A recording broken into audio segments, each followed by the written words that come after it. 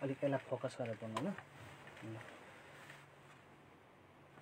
जयमसी साथै हार्दिक स्वागत गर्न चाहन्छु गुड न्युज एफएम स्वयं बसिराख्नुभएका सम्पूर्ण श्रोतालाई कार्यक्रम बोलावट र दर्शनमा। आदरणीय श्रोता, कार्यक्रम बोलावट र दर्शनमा हामी विशेष गरिकन प्रभुका दासहरूसँग हामी छलफल र कुराकानी गर्ने गर्छौँ र सेवकाईको भोगाईलाई हामी तपाईँहरूको सामु राख्ने गर्छौँ। र आज भने एकजना समाज सेवामा निकै नै सक्रिय रूपमा लागिराख्नु भएको प्रभुको छोरी सोनाली पुन मगर आज स्टुडियोमा हुनुहुन्छ र 1 घन्टा भने अब हामी उहाँसँग भलाकुसारी गर्नेछौँ। र उहाँले अहिले हामी देख्छौँ समाज सेवामा धेरैजनाहरू हुनुहुन्छ, तर उहाँ चाहिँ एकदमै जवान समाज सेवा देख्नुभयो भने अलिकति त्यस्तै उमेर ढल्किसकेको मान्छेहरू हामी सामाजिक क्षेत्रमा लागेको देख्छौँ। तर सोनाली पुन मगर चाहिँ उहाँ 27 वर्षको मात्रै हुनुहुन्छ, 26 वर्षको मात्रै हुनुहुन्छ। अब 1 वर्ष बढाइदिएको मैले होइन, तर उहाँ निरन्तर सामाजिक क्षेत्रमा आबद्ध हुनुहुन्छ र उहाँले 41 दिनदेखि सडकमा रहेका भोकाहरूलाई खाना पनि खुवाइराख्नु भएको छ। र त्यति मात्र होइन, उहाँले के गर्नुभयो अहिले हामी कुराकानीमा जोडिनेछौँ। र उहाँको बारेमा भन्नुपर्दा उहाँ सुन्दर ढोका चर्च नक्खुको सक्रिय सदस्य हुनुहुन्छ, बाल सङ्गीतको टिचर र कोयरमा आबद्ध पनि हुनुहुन्छ। र अहिले चाहिँ लकडाउनको समयलाई उहाँले एकदमै सदुपयोग गरेर अगाडि बढिराख्नु भएको छ। मैले उहाँको परिचय तपाईँलाई संक्षिप्त रूपमा बताइसकेको छु भने यतिखेर कार्यक्रममा उहाँलाई म स्वागत गर्न चाहन्छु। स्वागत छ सोनालीजी तपाईँलाई कार्यक्रममा। हुन्छ, धन्यवाद सरहजुरलाई, नमस्ते। अनि अहिले केमा व्यस्त हुनुहुन्छ अहिले चाहिँ?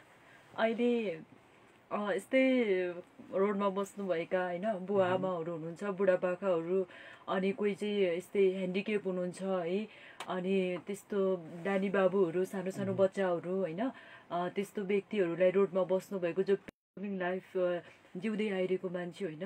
अनि सानैदेखि चाहिँ म हार्डवर्किङ गर्दै होइन, म पनि एउटा यस्तो धनाढ्य परिवारको छोरी होइन नि त, म पनि एउटा गरिब भनौँ न मिडल क्लास यस्तै फ्यामिलीको जो दिन आफूले सङ्घर्ष गर्दै बाबा आमाले जो हामीलाई पढाइरहनु भएको थियो, हुर्काइरहनु भएको थियो। अनि मैले सानैदेखि आफ्नो बाबु मम्मीलाई पनि बुझ्दै आइरहेको थिएँ कि उहाँहरूले कसरी स्ट्रगलिङ गरेर मलाई पढाइरहनु भएको छ भनेर चाहिँ म त्यो बुझ्दै आइरहेको थिएँ कि। अनि अब त्यति बेलादेखि नै अरूको पीडा के हो भन्ने कुरा त्यो आफूले फिल गर्न सक्थेँ क्या मैले पनि। अनि आफ्नो बाबु मम्मीले पनि गरेको स्ट्रगलिङहरू होइन, उहाँले गरेको सङ्घर्ष नि बुझ्दै आइरहेको थिएँ। त्यो भएको कारणले गर्दाखेरि मलाई चाहिँ समय भन्ने कुरा एकदमै इम्पोर्टेन्ट छ जस्तो लाग्छ कि। अनि समयले खेर फाल्नु हुँदैन, समय एकदमै इम्पोर्टेन्ट छ। अनि त्यसपछि निरन्तर रूपमा म चाहिँ अब यो समयले युटिलाइज गर्दै म ठुलो भएर म केही असल गर्छु होइन, ठुलो भएर म केही असल काम गर्छु भन्ने चाहिँ मलाई हृदयमा त्यो आइरहने कि सधैँ एउटै असल गर्नुपर्छ, केही गर्नुपर्छ होइन। एउटा लाइफ भनेको एकदमै सर्ट छ, यो सर्ट टाइममा चाहिँ केही गर्नुपर्छ हामीले भन्ने चाहिँ त्यस्तो हृदयमा आइरहने। अनि मलाई त्यो भित्रभित्र चाहिँ आफू निराशा भए तापनि, आफू दुखित भए तापनि, पीडित भए तापनि भित्रबाट चाहिँ त्यो एउटा आवाज आइरहन्थ्यो कि, उत्साह, एउटा जोसिलो हृदय चाहिँ आइरहन्थ्यो, केही गर्नुपर्छ अवश्य पनि भनेर त्यस्तो भइरहन्थ्यो। अनि बिस्तारै गरेर अब समयलाई युटिलाइज गर्दै गर्दै गर्दै चाहिँ म यसरी धेरै नै मलाई समय चाहिँ महत्त्वपूर्ण छ, यसलाई खेर फाल्नु हुँदैन। सोसियल मिडियाहरूमा त्यति म व्यस्त हुँदैन, सोसियल मिडियाहरूमा त्यत्तिकै कहिले कहिले यसो ओपन गरिहाल्यो नि गरेँ होइन। अनि मलाई त्यो त्यत्तिकै फाल्तु कुराहरू पोस्ट गर्न पनि मन पर्दैन सोसियल मिडियामा। अनि सोसियल मिडियामा कसैले अब केही अरू नचाहिने कुराहरू केही पोस्ट गर्नु भएको छ नि, त्योमा मलाई लाइक गर्नु पनि मन पर्दैन, कमेन्ट गर्नु पनि मन पर्दैन, त्यो कुरालाई मैले कन्सर्नै गर्दिनँ त्यस्तो हो। त्यस कारणले गर्दा आफूले पनि म एकदमै सिरियस माइन्डको चाहिँ छु क्या। म जो अरूसँग फेस गर्दा होस्, बोल्दा होस्, जे गर्दा होस् होइन, त्यस कारण त्यत्तिकै मलाई समय बर्बाद गर्न चाहिँ मन पर्दैन। एकदमै समयलाई चिन्ने मान्छे नै सफल भइरहेको छन् होइन। हजुर, त्यो भएर खुसी लाग्यो तपाईँको विचारहरू सुन्न पाउँदाखेरि। जस्तो अलिकति मलाई यो दानको बारे तपाईँलाई सोध्न मन लाग्यो। तपाईँ दाङमा हुर्किनु भयो, जन्मिनु भयो होइन, अनि त्यहाँ पनि तपाईँले सुन्नमा आएको छ त्यहाँ केही घरहरू पनि बनाउनु भयो अरे। कस्तो व्यक्तिहरूको निम्ति तपाईँले कसरी घरहरू बनाउनु भयो? घर भन्नुपर्दा म चाहिँ अब कस्तो भने म त्रिभुवन युनिभर्सिटीको गभर्मेन्ट होस्टेलमा मेरो नेम आउट भयो। आउट भइसकेपछि म त्यो होस्टेलमा बस्न पाएँ, किनकि त्यहाँ होस्टेलमा सबै पूर्व मेचेदेखि पश्चिम महाकालीसम्मको मास्टर गर्ने स्टुडेन्ट गर्ल्स स्टुडेन्टहरू चाहिँ उहाँहरू बस्नुहुन्थ्यो। अनि मेरो पनि उहाँहरूसँगै नाम आउट भयो है। नेम आउट भइसकेपछि मलाई एकदमै कम्फर्टेबल भयो, किनकि म पनि स्टुडेन्ट मान्छे, स्ट्रगलिङ गर्दै गरेको, कतिपय फीहरू पे गर्नुपर्ने, एकदमै गाह्रो के मलाई पनि है, च्यालेन्जिङ लाइफ है, त्यस्तो स्ट्रगलिङ गरिरहेको। अनि त्यो अवस्थामा मेरो होस्टेलमा नाम निस्क्यो। नाम निस्किसकेपछि म गभर्मेन्ट होस्टेलमा बस्न थालेँ है।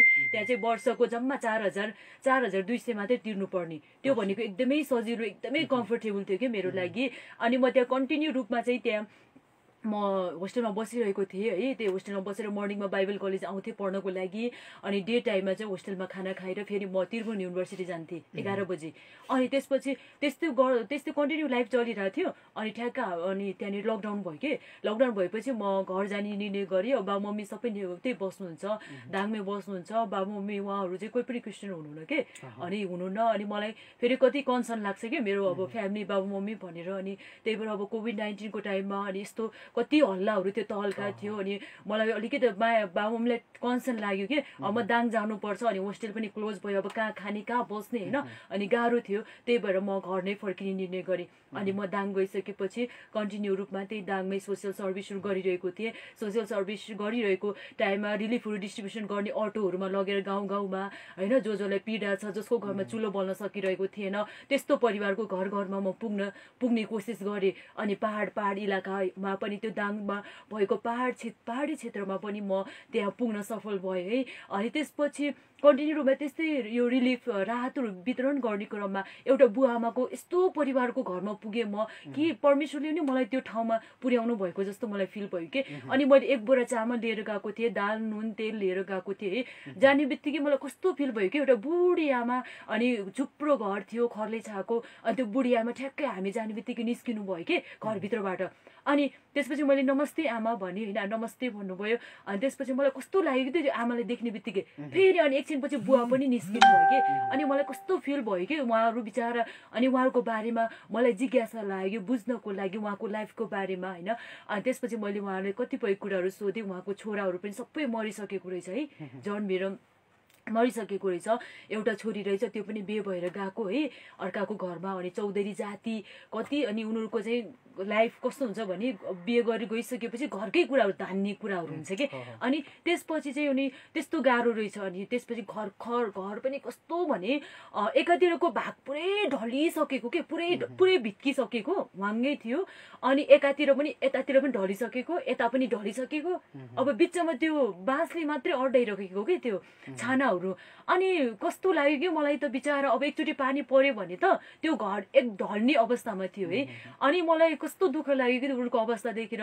बुढो बुवाहरू, अनि यो नेपालमा लाइन भित्रीको यत्रो टाइम भइसक्यो होइन, लाइन आएको उहाँहरूले अझै पनि एउटा क्यान्डलको लाइट समेत देख्न पाउँछ, एउटा मोमबत्तीको बत्तीको त्यो उज्यालो समेत देख्न नपाएको परिवार के यस्तो। अनि ओछ्याउनको लागि एउटा सानो गुन्द्री पनि थिएन, बिछ्याउनको लागि एउटा तन्ना पनि थिएन कि। त्यस्तो अवस्था मलाई कति दुःख लाग्यो।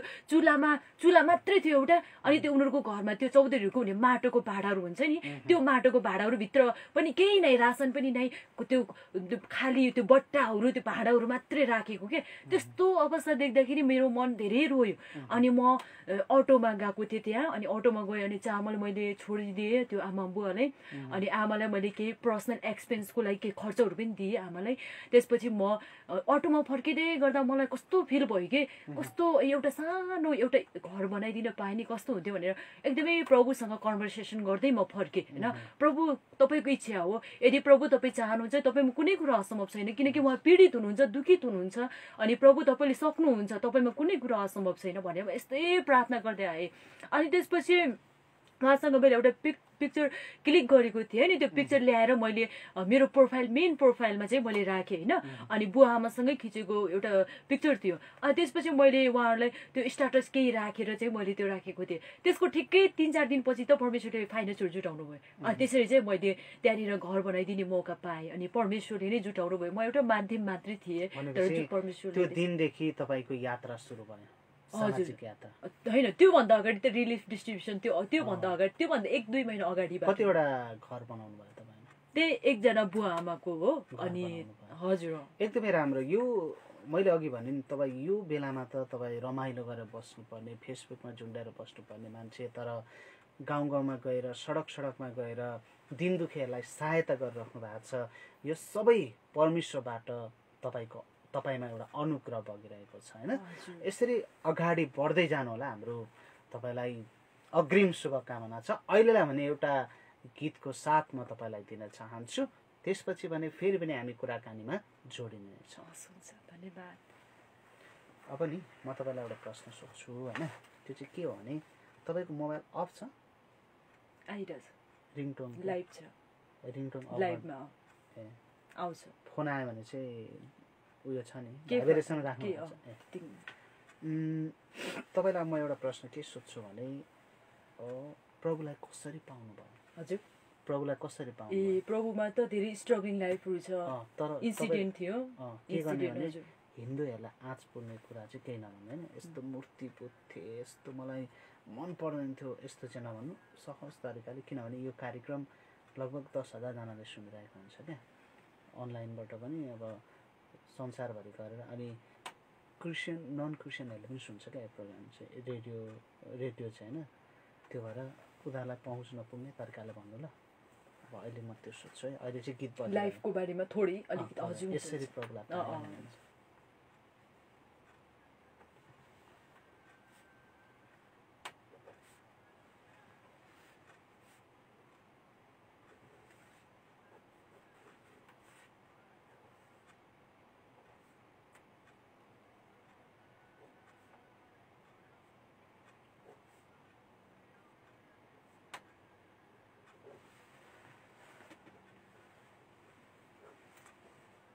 सङ यता पनि आउँछ, बाहिर पनि आउँछ। हामीले बोलेको यता पनि आउँछ, लाइभमा पनि सुन्छ, यता बाहिर। ए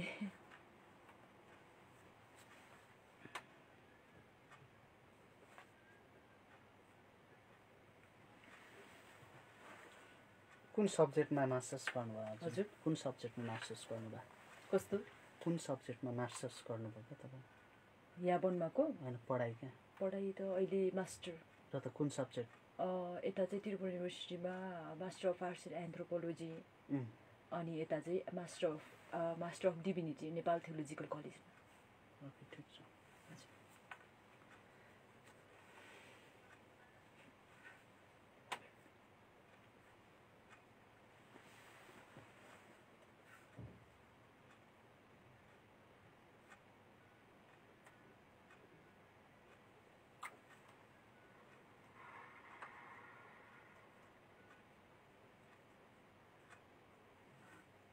जस्तो तपाईँलाई होइन, मलाई यो प्रश्न सोध्दैदेखि चाहिँ म यस्तो मजाले भन्थेँ भन्ने केही छ? ए त्यस्तो आफूले जिज्ञासा लागेको प्रश्न भन्नुभएको? ए त्यस्तो मलाई चाहिँ केही यो सोध्दैदेखि म यस्तरी भन्थेँ भन्ने केही छ नि त कतै? त्यो त तपाईँले त्यस्तो तपाईँलाई सोध्न सक्नुहुन्छ जिज्ञासा लागेको। तपाईँलाई जुन प्रश्न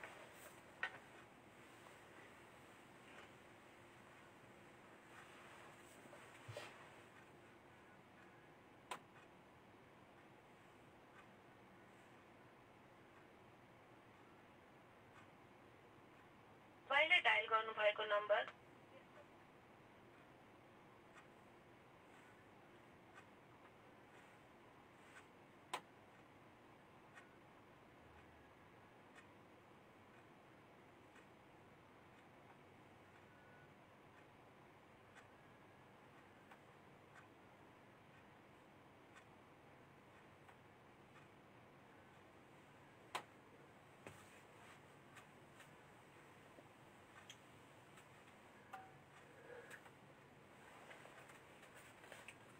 बसाइ पनि अहिले कलेजमै हो तपाईँको? हजुर, कलेजमै बस्नुहुन्छ?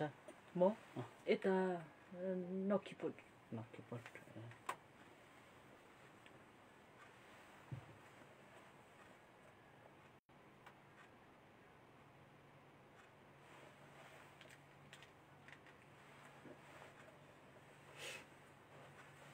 कति मिनट बाँकी छ?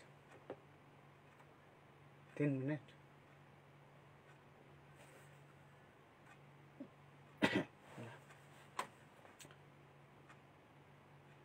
फेरि यो अर्थपूर्ण सङ्गीतपछि फेरि पनि तपाईँलाई कार्यक्रममा म स्वागत गर्न चाहन्छु र तपाईँ कार्यक्रम परमेश्वरको बोलावट र दर्शन तपाईँ सुन्दै हुनुहुन्छ र आज सोनाली पुन मगरजीसँग हामी कुराकानी गरिरहेका छौँ र उहाँको बारेमा मैले तपाईँलाई सुरुमा भनिसकेको छु। उहाँ एकदमै समाज सेवामा आबद्ध व्यक्तित्व हुनुहुन्छ र सामाजिक काममा हृदयदेखि गरिराख्नु भएको छ। उहाँको काम देखेर एउटा जवानहरूको निम्ति उहाँ एउटा उत्साहको पात्र पनि हुनुहुन्छ र एउटा 26 वर्षको उमेरमा स्कुटीमा खाना बोकेर कयौँ मानिसहरूलाई सडकमा बाँडिराख्नु भएको छ। 41 दिनदेखि उहाँ लगातार यो कार्यमा हुनुहुन्छ र एकदमै आशिषको कुरा हो यो। र फेरि पनि म तपाईँसँग कुराकानी गर्न चाहन्छु। जस्तो धेरै काम तपाईँले गर्नुभयो, चुनौतीहरू के देख्नुभयो? चुनौतीहरू धेरै नै थियो है। अब दाङमा पनि अब रिलिफ डिस्ट्रिब्युसन राहतहरू लिएर जाँदा होइन, अब त्यहाँनिर चुनौती थियो किनकि त्यति बेला त एकजना मान्छे पनि बाहिर निस्किन्थेन। त्यति बेला चाहिँ अब कोरोनाको फर्स्ट टाइम सबै मान्छेहरू डराएर घरभित्रै बसिरहेको अवस्था। त्यस्तो अवस्थामा राहत बोकेर गाउँ जाने बेलामा फर्स्टमा त मेरो आमाले पनि तैँले त कोरोना लिएर आउँछस् होला घरमा, अनि त्यसरी पर्दैन, अनि वितरण गर्नु पर्दैन अनि भने यस्तो असहमति जनाउनु भयो कि आमाले पनि। अनि बाबाले पनि त्यस्तै कुरा गर्नुभयो सुरुमा स्टार्टमा डराएर। अनि तर पनि म रोकिएन। अनि जेसुकै होस् कोरोना लागि पनि लागोस् भन्ने जस्तो के त्यस्तो, किनभने एउटा भित्रबाट एउटा दयाको हृदय होइन, प्रेमको हृदय। कति मानिसको घरमा चुलोहरू बलिरहेको थिएन है। त्यस्तो अवस्थामा म घरमै 4 दिवारको भित्र म बस्नु हुँदैन, म चाहिँ बाहिर निस्किनु पर्छ भन्ने मलाई त्यस्तो हृदय आउँथ्यो कि। अनि बाबु मम्मीले त्यस्तो भने तापनि आफन्तहरूले नै राहत बाँड्नु पर्दैन, यस्तो अवस्थामा रिस्क छ, अनि कोरोना लाग्यो भने के गर्छस् अरे भनेर भन्थ्यो। यो पनि एउटा च्यालेन्ज नै हो, चुनौती नै थियो। अनि तर मैले यो चुनौतीलाई मैले एक्सेप्ट गरेँ होइन। अनि मैले उहाँले भनेको कुराहरू मैले त्यो नगरेर होइन, अनि मैले निरन्तर रूपमा म अटोहरू लिएर म राहत वितरण गर्न गएँ। अनि त्यहाँ जाने अर्को चुनौती चाहिँ के थियो भने जब त्यहाँ चाहिँ समन्वय गर्ने कुराहरू के, अब वडाको अध्यक्षहरूसँग समन्वय गर्ने कुराहरू, अनि प्रत्येक 9वटा वडाको प्रत्येक अध्यक्षहरूसँग गएर जाने बेलामा आज चाहिँ वडा कार्यालयमा पुग्थेँ, कहिले वडा अध्यक्ष नै हुनुहुन्थेन, फेरि फर्केर आउनु पर्थ्यो है। अनि फेरि अर्को दिन पुग्थेँ, फेरि कहिले त्यस्तै अरू केही समस्या भइरहेको हुन्थ्यो। अनि फेरि वडा अध्यक्षको नम्बरले फेरि कल गर्यो, अनि सर हामी यस्तो राहत लिएर आउँदैछ यस्तो भन्यो। अनि उहाँले फेरि हामी टाइम म्यानेज गर्नुपर्छ, यति दिन लाग्छ यो लाग्छ भनेर भन्नुहुन्थ्यो। यस्तो थुप्रै समस्याहरू थियो कि। अनि तर पनि धैर्य गरेर होइन, धैर्य धारण गरेर अनि त्यसरी चाहिँ कार्य चाहिँ सफल हुन सक्यो। र त्यही पनि अब अटोमा, अनि अब अरू टिमहरू पनि अब त्यस्तो यो कोरोनाको टाइममा सबै बाहिर निस्किन डराउने, कसैलाई भनौँ भने पनि नआउने अवस्थाहरू, नआउने जस्तो परिस्थिति थियो कि सबैजना घरभित्र। त्यो भएको कारणले गर्दाखेरि वडा अध्यक्षसँग कुरा गर्नेदेखि लिएर घरमा गएर राहत वितरण गर्ने कामहरू होइन, अटोहरू लिएर एकदमै च्यालेन्जिङ नै थियो होइन। तर पनि परमेश्वरमा भरोसा राखेर गरेको कारणले गर्दाखेरि प्रभुले सबै कुराहरूमा मलाई सहायता गर्नुभयो। अहिले त तपाईँ काठमाडौँमा आएर 41 दिनदेखि लगातार खाना बाँडिराख्नु भएको छ होइन। त्यो सडकमा रहेका व्यक्तिहरूको वास्तविक आवश्यकता के देख्नुहुन्छ तपाईँ? उनीहरूलाई के चाहिएको छ? घाँस बाँस कपास होइन, के देख्नुहुन्छ महत्त्वपूर्ण कुरा अहिले? उहाँहरूलाई त घाँसको पनि खाँचो छ, बाँसको पनि खाँचो छ, कपासको पनि खाँचो छ। र यही कुरालाई मध्यनजर राखेर मैले फुड ब्याङ्क, क्लोथ ब्याङ्क भनेर मैले इस्टाब्लिस गरेको थिएँ। र त्यति बेला कन्टिन्यू रूपमा बिहान 10 बजेदेखि साँझको 5 बजेसम्म कन्टिन्यू फुड, घाँस अनि कपास पनि होइन, कपडा पनि कन्टिन्यू रूपमा डिस्ट्रिब्युट गर्दाखेरि मैले यो रियलाइज गरेँ कि धेरै मानिसहरू घाँस र कपासको अभाव छ धेरै मानिसलाई। त्यहाँ चाहिँ यति टाढाबाट कपडा ल्याउन आउनुभएको थियो कि मेरो आँखा नै रस आयो। एकजना दृष्टिविहीन एउटा बुवाको सानो सानो नानीहरू, एउटा 5 वर्षको एउटा 6 वर्षको नानीहरू यति टाढाबाट कपडा ल्याउन आउनु भएको थियो कि। अनि मलाई कस्तो दया लाग्यो कि त्यो नानीहरूलाई देखेर, दिदी हामीलाई कपडा दिनु न, हामी उता टाढाबाट आएको, मेरो बाबाले आँखा देख्नुहुन्न भनेर भन्यो कि त्यो नानीहरूले। अनि मलाई कस्तो लाग्यो कि भित्र एकदमै मन रोयो कि कस्तो बिचरा यति टाढाबाट पनि कपडा लिन आएको छ उनीहरू है। अनि मैले यति धेरै उनीहरूलाई झोलाभरि कपडाहरू हालेर दिएँ कि, अनि उनीहरूले बोकेर लगेर गयो कि। त्यस्तो खाँचो पीडित, वास्तविक उनीहरूलाई खाँचो छ, पीडित छ, बिचरा धेरैजना पीडित छ। अनि उनीहरूले त्यो घाँस बाँस कपास पाउन सकेको छैन, बाँस नपाएर कति मानिस रोडमा सुतिरहेको छ त्यत्तिकै। अनि अस्ति चाहिँ एकजना दिदी पनि त्यहाँ खाना ल्याउन आउने दिदी, उहाँको बास नभएर उहाँ रोडमा चाहिँ उहाँ सुत्नुहुँदो रहेछ। अनि उहाँले त्यस्तो अवस्थामा रोडमा चाहिँ कति मानिसहरूले उहाँलाई चाहिँ उ गरेको होइन, कति मानिसहरूले त्यो उहाँलाई अत्याचार गरेको कुराहरू पनि उहाँले रुँदै सेयर गर्नुभएको थियो कि। जस्तो तपाईँले यो क्लोथहरू होइन कसरी कलेक्सन गर्ने? क्लोथ चाहिँ स्टार्टिङमा त यो क्लोथ ब्याङ्क जो स्टार्ट गर्ने बेला त मेरो आफ्नै क्लोथहरू जति पनि थियो मैले सबै लगेर चाहिँ मैले स्टार्ट गरेको। सबै मेरो क्लोथहरू जुन जस मसँग थोरै होस् होइन, केही छैन, लगाउन पुगोस् त्यति भयो, त अरू एक्स्ट्रा भएको कपडा सबै लगेर चाहिँ मैले डिस्ट्रिब्युसन गरेँ। अनि त्यसपछि मान्छेले देखेर हजुर हजुर बिस्तारै चाहिँ त्यसरी मान्छेहरूले अब जोसँग छ उहाँले दिन सक्नुहुन्छ, जोसँग छैन उहाँले लिएर जान सक्नुहुन्छ भन्ने प्रोसेस गर्दाखेरि त्यहाँ चाहिँ सबैजनाले कपडा दिनदिनै लिएर खाँदा थुपार्नु भयो कि। त्यसरी चाहिँ गर्नु। हजुर। श्रोता, हामी कुराकानी गरिरहेका छौँ समाज सेवामा निकै नै सक्रिय रूपमा लाग्नुभएका प्रभुका छोरी सोनाली पुन मगर। उहाँले अझै पनि यी कामहरू गरिराख्नु भएको छ। अहिले खाना बाँडिराख्नु भएको छ विभिन्न ठाउँमा, विशेष गरिकन पाटन एरियामा गरिराख्नु भएको छ। हजुर, पाटनतिर गरिराख्नु भएको छ। र उहाँ चाहिँ अरूको निम्ति कति जवानहरूले यतिखेर सुनिराख्नु भएको छ होला, तपाईँहरूको निम्ति यो एउटा अवसर पनि हो होइन, किनभने एउटा मौका पनि हो क्या उहाँबाट, उहाँले गरेका कुराहरूबाट हामीले सिक्ने होइन। किनभने समय त अहिले त्यतिकै नै बर्बाद भइरहेको छ, किन न स्कुल छ न कलेज छ होइन। तर सकियो भने समयलाई सदुपयोग पनि त गर्न सकिने रहेछ नि। जसरी सोनालीजीले समयलाई एकदमै गाउँमा रहँदा गाउँमा, यहाँ आउँदा यहाँ काम त गरिराख्नु भएको छ। गर्नेलाई कसैले केही कुराले छेक्दैन रहेछ भन्ने कुरा पनि आज उहाँले प्रष्ट पारिसक्नु भएको छ। अनि प्रहरी प्रशासनबाट कतिको सहायताहरू पाउनु भएको छ कि प्रहरीले हुँदैन भनेर कराउनु भएको छ? त्यस्तो छैन। अहिले त अब काठमाडौँ महानगरपालिकाले त खाना बाँड्न पुरै बन्देज नै गरिसक्यो, के भन्नुहुन्छ? हजुर, त्यो चाहिँ कस्तो भने काठमाडौँ महानगरपालिकाले काठमाडौँ एरियामा मात्रै उसले चाहिँ उसको अधिकार हुन्छ नि त। एउटा महानगरलाई काठमाडौँ जिल्लाको लागि मात्रै उसले काम गर्छ। त्यो भएको कारणले काठमाडौँ जिल्लामा मात्रै महानगरपालिकाले चाहिँ खुल्ला मञ्चमा चाहिँ खाना बाँड्न पाइँदैन भनेर भन्नुभएको छ है। अनि काठमाडौँमा चाहिँ मैले केही समय चाहिँ कन्ट्रिब्युसन गरेको थिएँ, त्यहाँदेखि चाहिँ छैन। तर त्योभन्दा पहिलेदेखि नै म ललितपुर जिल्लामा मात्रै खाना डिस्ट्रिब्युसन गर्दै आइरहेको छु र केही समय मात्रै काठमाडौँमा गरेको थिएँ। र अहिले चाहिँ कन्टिन्यू रूपमा ललितपुर जिल्लामा छ। ललितपुर जिल्लामा त्यस्तो महानगरपालिकाले त्यस्तो खाना बाँड्न पाइँदैन त्यस्तो भनेको चाहिँ थाहा त्यस्तो छैन न्युजहरू है। अनि प्रहरीहरूले पनि जो सपोर्ट गरिरहनु भएको छ, ट्राफिक पुलिसले पनि हामी चाहिँ रिङ रोडको छेउमै खाना बाँड्छौँ। अनि त्यो भएको कारणले गर्दाखेरि ट्राफिक पुलिसले पनि एकदमै हामीलाई सपोर्ट गरिरहनु भएको छ। त्यो सँगसँगै अरू प्रशासनहरूले पनि हामीलाई सहायता गरिरहनु भएको छ। त्यस्तो अरू समस्याहरू चाहिँ छैन। अब अलिकति तपाईँको व्यक्तिगत जीवनतिर जाउँ। तपाईँले प्रभुलाई चाहिँ कसरी पाउनुभयो? जस्तो अब जवान अवस्थामा हुनुहुन्छ, तपाईँ फ्यामिलीमा एक्लो पनि हुनुहुन्छ होइन, कसरी पाउनुभयो तपाईँले? परमेश्वरलाई म पनि एउटा हिन्दू परिवारमा जन्मेर हुर्केकी हुँ होइन। मलाई मुक्तिको बारेमा केही पनि थाहा थिएन है। र एउटा कट्टर हिन्दू परिवारमा जन्मिएर हुर्किएको, सानैदेखि पूजापाठ गर्ने, मन्दिरहरू धाउने है। अनि ढुङ्गा मूर्तिलाई धेरै पुज्ने मान्छे हो म, र ढुङ्गा मूर्तिमाथि पनि धेरै आस्था राख्ने मान्छे हो। र बिस्तारै गएर लाइफहरू सानैदेखि स्ट्रगलिङ थियो। अनि अब सानैदेखि नै एउटा दुःख के हो भन्ने कुरा मैले बुझ्दै आइरहेको थिएँ। तर मान्छेको जीवनमा कति बेला दुःखको पहाड आउँछ भन्ने कुरा कसैलाई पनि थाहा हुँदैन रहेछ। र कति बेला हुरी बतास आउँछ, कति बेला मान्छेको जीवन उताप चढाव आउँछ भन्ने कसैलाई पनि थाहा हुँदैन रहेछ। र कहिले पनि मैले जीवन नचिताएको कुरा मेरो जीवन हुन आयो र मैले कहिले लाइफमा सोचेको पनि थिएन। र म जब 13 इयर्सको थिएँ, जम्मा 13 वर्षको, त्यति बेला चाहिँ मेरो ठुली आमा उडिसामा बस्नुहुन्थ्यो अनि उहाँसँग म उडिसा पढ्न गयो इन्डियामा 13 वर्षको उमेरमा। र यो भनेको एकदमै दुःख लाग्दो परिस्थिति थियो कि म मेरो बाबु आमासँग कहिले पनि छुटिएको थिएन। 13 वर्षको उमेर भनेको बाल्यकाल नै हो।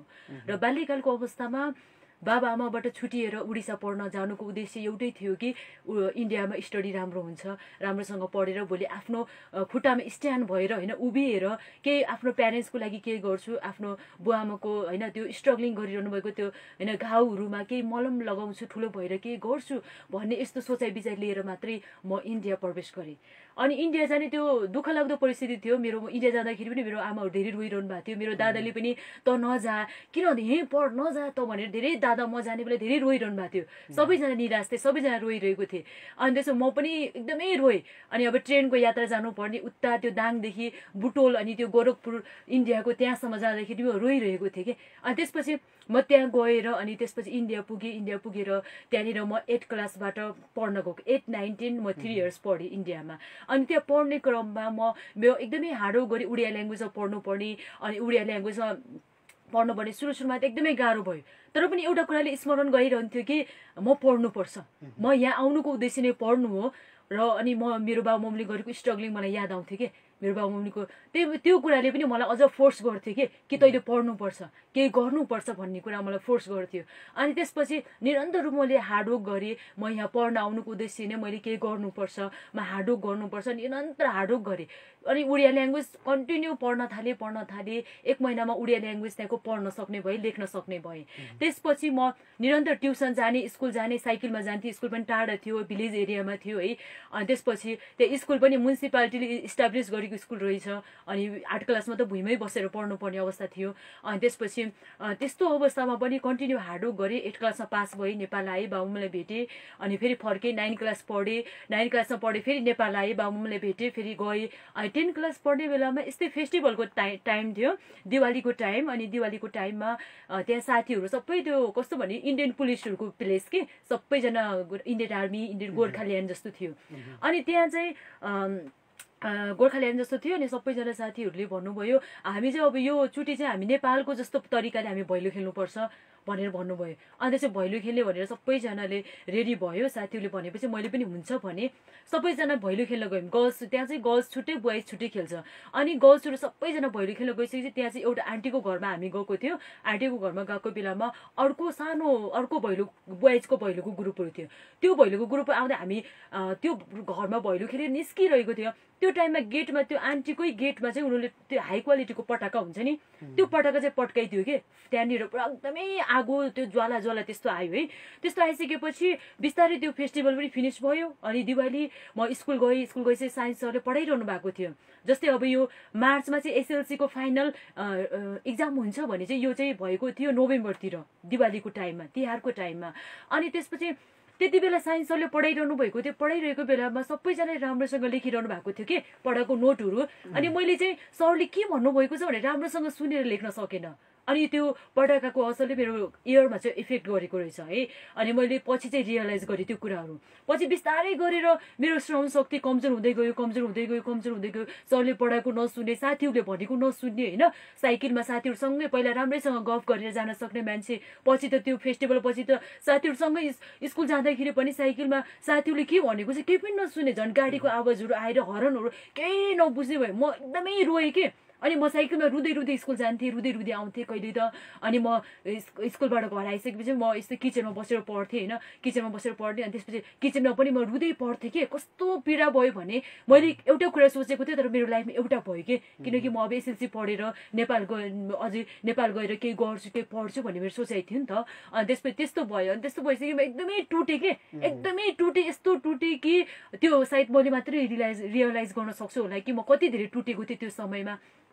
अनि त्यसपछि त्यहाँनिर साथीहरू पनि सबै कस्तो कि अब विकनेसेस हुँदै गयो। अब साथीहरू पनि अब भर्खर के अब अरूलाई जिस्काउने अल्लारे उमेर हुन्छ, त्यस्तो उमेरमा सबैजना हाँस्ने होइन। मैले अब अलिकति श्रम शक्ति कमजोर हुँदै गएको, उनीहरू पनि हाँस्ने। अब घरको छरछिमेक आन्टीहरू पनि कुराकानी गर्ने अनि उहाँहरू पनि हाँस्ने। मलाई त कस्तो फिल भयो भने एकदमै छानोबाट खसेको जस्तो कि। अनि उहाँहरूले मलाई अनि त्यस्तो हर्ट भयो कि मलाई भित्र हृदय टुट्यो। अनि त्यो तर पनि कस्तो लाग्थ्यो भने अनि तर पनि मलाई त्यो पीडाले अझ धेरै मलाई हार्डवर्क गर्न सिकायो के म पढ्नु मैले एसएलसी त जसरी भने पास गर्नुपर्छ मेरो जीवनमा यस्तो अनि पछि मेडिकल गएर पनि कति औषधिहरू ल्याएर कानमा राखेँ तर त्यो ड्रपले पनि केही गर्न सकेन कामै गरेन अनि त्यसपछि त बिस्तारै गरेर अनि डे बित्दै गयो दिनहरू बित्दै गयो होइन अनि एसएलसीको इक्जाम पनि नजिक आयो जस्तो तसो गरेर एसएलसीको इक्जाम दिएर चाहिँ मेरो मम्मी बाबाले नेपाल आउने भन्नुभयो अनि नेपाल इक्जाम दिएर नेपाल फर्किसकेपछि पनि त्यस्तै भयो नेपाल आउँछु र पनि केही गाह्रो भयो आमाले बोल्नुहुन्छ सुन्दैन बाबाले भन्नुहुन्छ सुन्दैन साथीसँगीले भन्छ सुन्दैन यति गाह्रो भयो मेरो लाइफ त एकदमै अन्धकारमा गइसकेको थियो कि यति अन्धकारमा मैले कति बेला त आत्महत्या गर्न नि प्रयास गरेँ कि म जिउनुभन्दा मर्नु नै बेस छ मेरो लाइफ चाहिँ यो यस्तो लाइफ पनि किन जिउने के आखिरमा सबैको हाँसोको पात्र हुनु परेको छ सबैको घृणाको पात्र हुनु परेको छ सबैमा समाजमा सबै आफन्तजनहरूले सबैजनाले मेरो मात्रै कुरा गर्छ होइन किन यस्तो लाइफ जिउने म मर्नु बेस भने कतिचोटि आत्महत्या गर्न नि प्रयास गरेँ कि तर म आत्महत्या गर्न सकेन बिस्तारै गरेर एउटा भन्छ नि मान्छेको जीवनमा दुःख आएपछि एउटा हृदयमा के पत्थर राखेर भने अगाडि बढ्नुपर्छ भन्छ नि त्यस्तै भयो अनि बिस्तारै गरेर कन्टिन्यू रूपमा नेपाल आइसकेपछि मेरो बाबु मम्मीले धामी झाँक्री गर्नुभयो होइन कुखुराहरू काटेर के गर्नुभयो कुलदेवता लागेर यस्तो भएको कि भनेर तर पनि केही पनि हुन सकेन उहाँले गर्नुभयो तर अनि पछि ठुलो मेडिकल कलेजमा नर्सिङ होममा गएँ त्यहाँ गइसकेपछि अनि कस्तो भयो भने त्यहाँनिर मेरो अडियोग्राम गरियो यो श्रवण शक्तिको अडियोग्राम गरिसकेपछि त्यहाँ गइसकेपछि एकदमै यो मेरो लेफ्ट इयरको चाहिँ एकदमै हाईमा 60 भन्दा माथि डेसिबल पुगेको रहेछ त्यो हाई साउन्डले चाहिँ मेरो पुरै त्यो इफेक्ट गरेको रहेछ कानमा अनि त्यसपछि त्यो भएको कारणले गर्दाखेरि डाक्टरले भन्नुभयो तपाईँको लेफ्ट इयर चाहिँ पुरै ड्यामेज भएको छ तपाईँले अब राइट इयर चाहिँ तपाईँको छ त्यो राइट इयरले चाहिँ तपाईँले त्यो एकदमै बचाएर राख्नु होला त्यस्तो भन्नुभयो कि अनि त्यो तपाईँले त्यो इयरको लागि चाहिँ तपाईँको लेफ्ट इयरको लागि तपाईँ 12 लाख लाग्छ भन्नुभयो कि 12 लाख भन्ने बित्तिकै म भर्खरै एसएलसी दिएको 11 जोइन गरेको थिएँ भर्खरै त्यसपछि त 12 लाख भन्ने बित्तिकै म छानोबाट खसेको जस्तै भयो किनकि हामी जस्तो एउटा गरिब परिवार नै भनौँ न के भन्ने अब काम गरेर खाने होइन जस्तै मजदुर एउटा बुवाको छोरी अनि त्यसपछि एकदमै इम्पोसिबल थियो के अनि 12 लाख भन्ने बित्तिकै एकदमै छानाबाट खसेको जस्तो भयो अनि यस्तो परिस्थिति एउटा गुजिरहँदा के गर्ने कसरी गर्ने एकदमै बेहाल थिएँ म अनि कुनै सपोर्ट गर्ने नजदिकमा मानिसहरू कोही थिएन कसैले लिड गर्ने मानिस कोही थिएन कसैले उत्साह दिने मानिस थिएन कोही इन्करेज गर्ने मानिस थिएन छेउमा यस्तो परिस्थितिमा आफ्नो पीडालाई होइन एउटा साथी बनाएर हिँडिरहेको अवस्थाहरू थियो कि अनि त्यस्तो अवस्थामा बिस्तारै कति मन्दिर धाउँथे कति गएर मन्दिरमा पूजापाठ गर्थे होइन कुनै पनि चेन्ज हुन सकेन मन्दिरमा गएर त हे भगवान मलाई प्रभु किन यस्तो भयो हे भगवान भनेर मैले भगवानलाई बारम्बार पूजा गर्थेँ होइन त्यस्तो गर्थेँ तर पनि केही हुन सकेन तर पछि चाहिँ म 11 पढिसकेपछि म मेडिकल एसिस्टेन्ट पढ्न जाने निर्णय गरेँ प्युठान डिस्ट्रिक्टमा त्यो 49 मल्टिटेक्निकल इन्स्टिट्युट छ तर म अब पीडालाई नै आफ्नो साथी बनाएर अपरेसन गर्दैन किनकि यो मेरो लागि इम्पोसिबल छ है भनेर त्यस्तो आफ्नो पीडालाई नै भित्र लुकाउन खोजे भित्रै दबाउन खोजेर बाहिर हाँसेर भए पनि अगाडि बढ्न खोजे र मेरो कारणले गर्दाखेरि मेरो बाबु मम्मीले कुनै पनि टेन्सन नहोस् कुनै पनि पीडा नहोस् किनकि मैले केही गर्छु भनेको त्यो बाबु मम्मीको लागि अब त्यो गर्न त अलिकति म पछि हटेको छु मेरो समस्याहरूले गर्दा तर पनि म पीडा चाहिँ दिँदैन दुःख चाहिँ दिँदैन मेरो बाबा आमालाई अनि भने आफ्नो पीडा आफैले लुकाउने कोसिस गरेँ र बाहिर हाँस्ने कोसिस गरेँ कि त्यस्तो गरेर चाहिँ म मेडिकल एसिस्टेन्ट पढ्न गएँ मेडिकल एसिस्टेन्ट पढ्न गइसकेपछि त्यहाँ चाहिँ त्यहाँ पनि त्यस्तै सरले भने कतिपय कुराहरू नसुने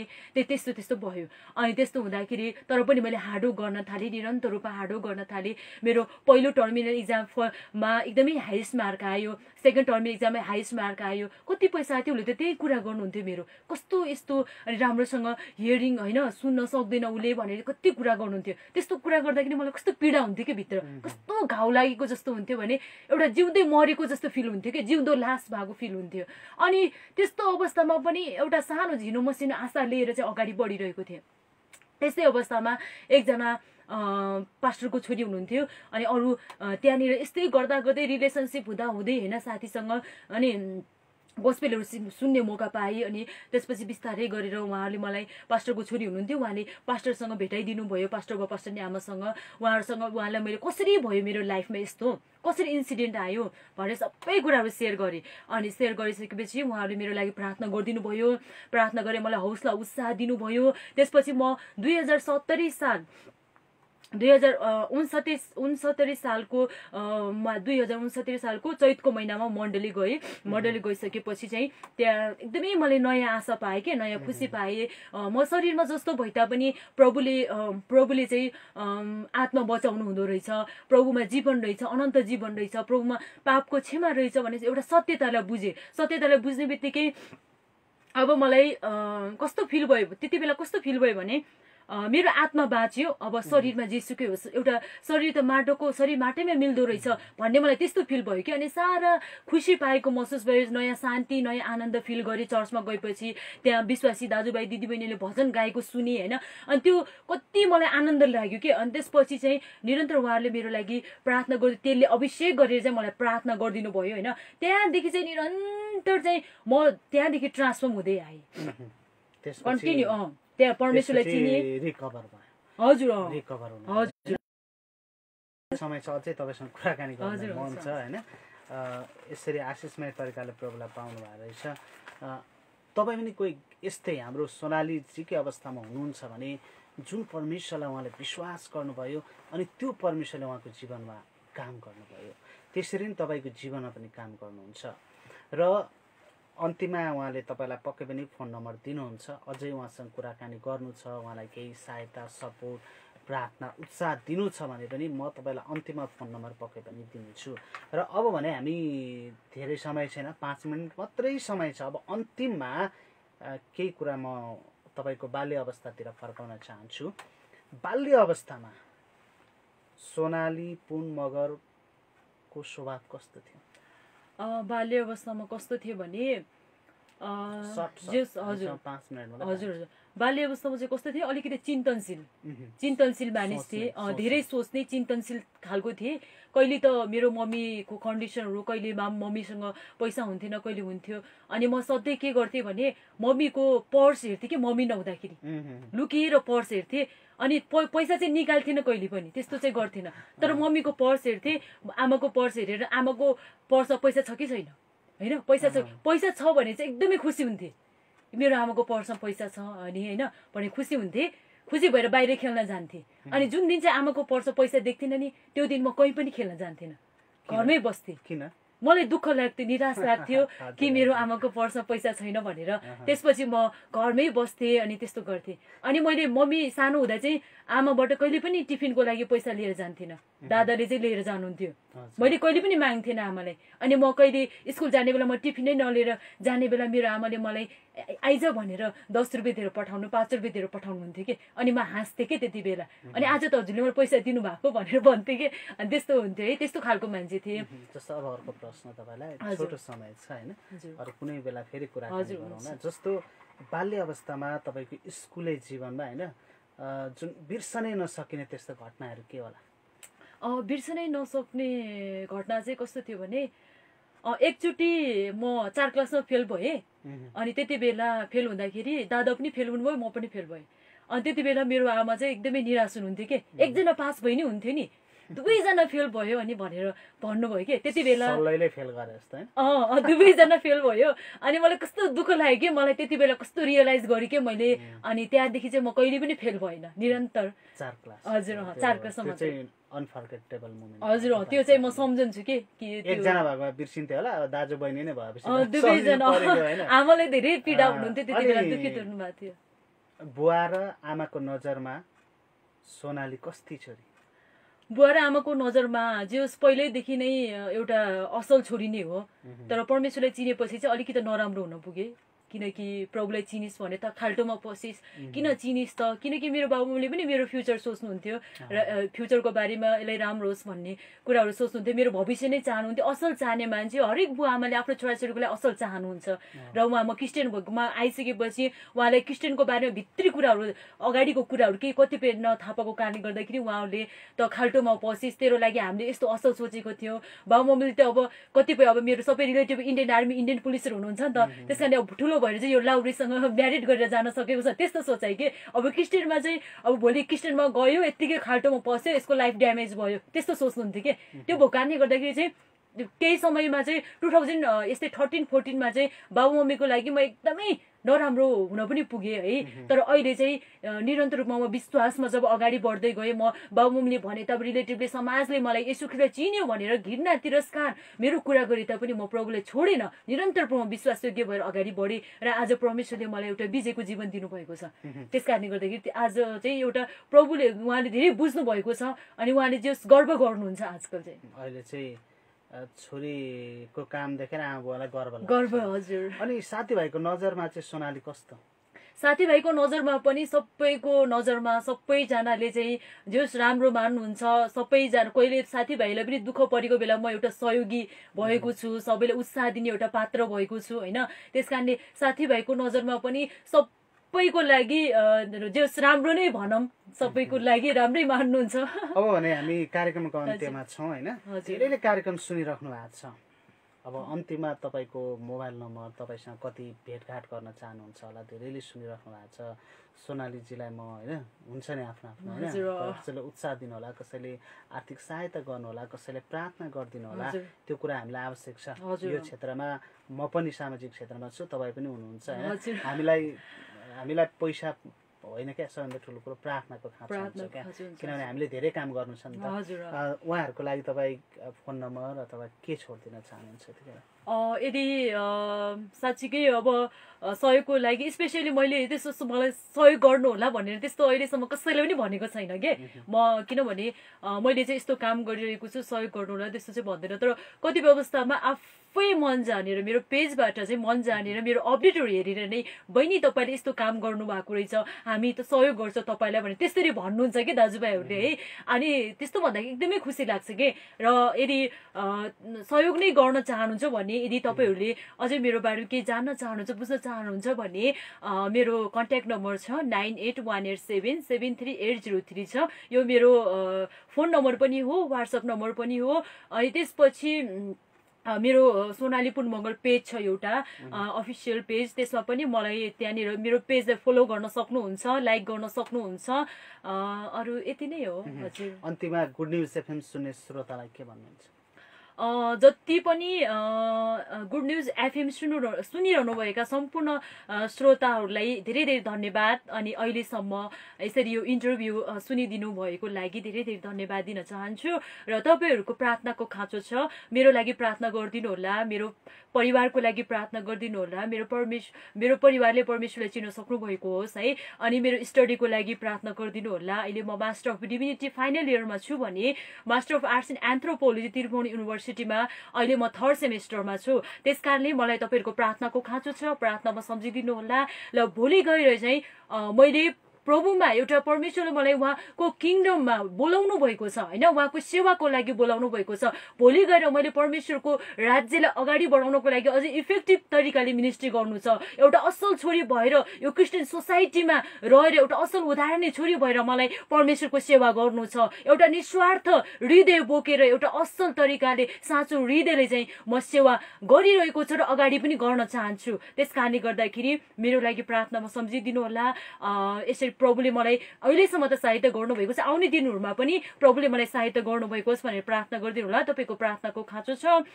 यति नै हो। तपाईँहरूलाई धेरै धेरै धन्यवाद अहिलेसम्म सुनिदिनु भएको लागि। श्रोता, अब भने लगभग हामी कार्यक्रमको अन्त्यतिर छौँ र आज समाजसेवी सोनाली पुन मगरजीसँग हामीले 1 घण्टाभरि भलाकुसारी गऱ्यौँ र परमेश्वरले निकै नै अचम्म रीतिले उहाँलाई चलाइराख्नु भएको छ, अझै अचम्म रीतिले चलाउनु भएको होस् भन्ने तपाईँलाई लाग्छ भने तपाईँले निरन्तर प्रार्थना उहाँको निम्ति गरिदिनु होला। र धेरै धेरै धन्यवाद आफ्नो व्यस्त समय दिनुभयो। हजुर, धन्यवाद। र श्रोता, अब भने हामीले पनि बिदा माग्नुपर्ने हुन्छ। प्राविधिक मित्र राजजीलाई धेरै धेरै धन्यवाद दिँदै र कार्यक्रम सुनेर साथ दिनुहुने सम्पूर्ण श्रोतालाई धन्यवाद दिँदै कार्यक्रमबाट म कार्यक्रम प्रस्तुता कुमार अब्राम पनि बिदा हुन्छु। धन्यवाद। जय मसी। तपाईँको दिन आशिषमय रहोस्। केही भन्नुहुन्छ भने फेसबुकबाट भन्नु न। फेसबुकबाट भन्दा हुन्छ केही भन्नुहुन्छ? हजुर क्लोज क्लोज गर्दिनँ।